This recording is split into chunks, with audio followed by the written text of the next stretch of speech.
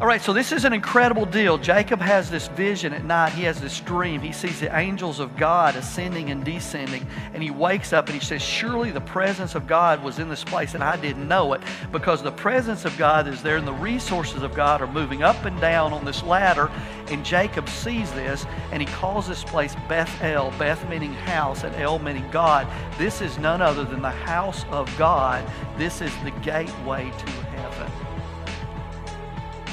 So God's presence and God's resources are in this place. And he sets some stones down and he commemorates it and says, this is Bethel. This is the house of God. This is the gate of heaven.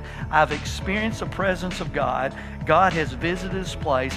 Therefore, God, this was his house as he moved up and down on this gate of heaven here.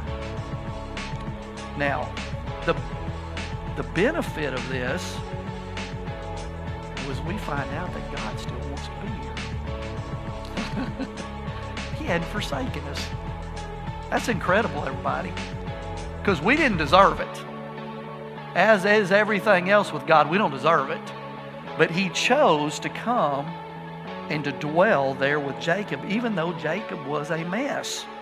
God walked into the mess and established his house there. How many of y'all realize that God stepped into your mess and established his house there, his very presence? We should be able to relate to this story really well because we all know ourselves. We know the mess we were. And here God comes and he dwells and his resources are seen.